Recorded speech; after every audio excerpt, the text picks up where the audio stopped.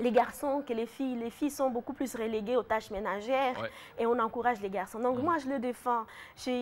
Voilà quoi. Et effectivement, les autorités congolaises prennent des prises de plus en plus, je voulais dire, la parité, en tout cas, c'est le cheval de bataille du président congolais aujourd'hui. On en parle, mais aussi, et on a vu il n'y a pas longtemps, le 8 mars dernier, en tout cas, défiler pompe dans la ville de Kinshasa, dans les villes du pays, les grandes villes d'ailleurs. Au fait, moi, j'ai pu parler du 8 mars pour moi. 8 mars pour vous, c'est quoi? Alors, on a parlé de parité, c'est bien. Mais parité sans paix, c'est pas... Il faut d'abord qu'il y ait parité. Moi, je suis partie faire marcher avec mes mamans de Walungu. Mais vraiment, notre message, on peut retrouver ça dans la parité, mais c'était beaucoup plus la paix et la liberté. Et vous avez marché avec ces femmes à Walungu? Ces femmes à Walungu. On a manifesté, on a marché jusque d'ailleurs dans notre maison d'écoute qu'on est en train de construire aujourd'hui grâce à l'aide du ministère français des Affaires étrangères.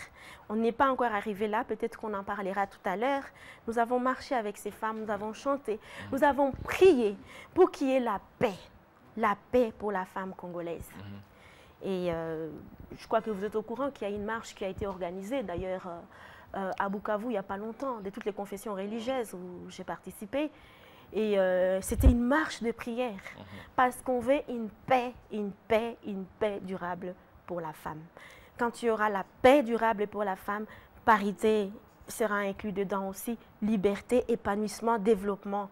On y trouvera tout dedans. Voilà, c'est une grande joie, madame, qui nous anime à travers la présentation de cette émission parce qu'on a affaire vraiment à une maman.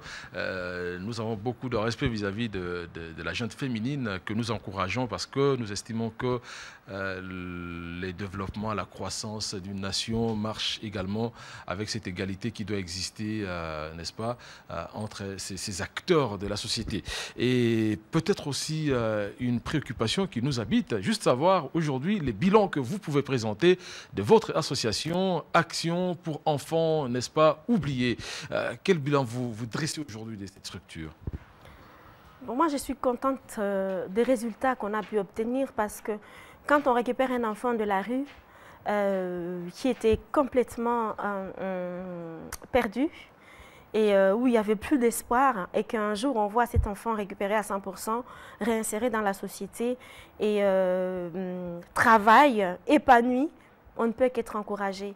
Quand on aide une femme, on récupère une jeune fille qu'on vient de kidnapper du village, enceinte, et que cette femme, on l'aide, on la protège et qu'on arrive à la réinsérer dans la société avec son enfant, et on ne peut que se réjouir. Quand on est locataire, par exemple, on bave, on galère pour pouvoir avoir une maison avec ses bénéficiaires et qu'un jour on devient propriétaire, on ne peut que être content. Et en plus de cela, donc, pas seulement s'occuper de la protection, mais aujourd'hui, on veut toucher aussi le volet santé, le santé psychologique. D'ailleurs, c'est l'objectif de notre maison qu'on est en train de construire dans le village à Walungu. Le Mwami, là-bas, nous a donné un terrain pour justement construire cette maison d'écoute et des soins psychologiques et à côté et activité génératrice de revenus, on ne peut que s'en réjouir. Quand on vit à l'étranger et que, issu de la diaspora, on arrive à sensibiliser tout un pays, les politiques et les non-politiques, et grâce à ces quelques membres, on mène des actions dans son pays d'origine, on ne peut que s'en réjouir. Mais malheureusement, mon cœur, là où je suis en train de vous parler, pleure. Comment ça, que se passe-t-il? Mon cœur pleure, mon cœur fond à cause de tout ce que j'ai subi comme injustice par rapport aux enfants qu'on aide. Parce que vous imaginez, on travaillait pendant plus de 6 ans et qu'un jour on vous donne la chance de devenir propriétaire. Vous achetez un terrain. Après avoir acheté un terrain, un an fait les travaux, on fait les travaux dessus, on inaugure, on appelle tout le monde. Et que du jour au lendemain, il y a une exécution qui est faite injustement, justement, on met les enfants dehors, juste pour dire qu'en 2002, donc à l'époque de la rébellion, ces terrains, on l'avait donné à quelqu'un.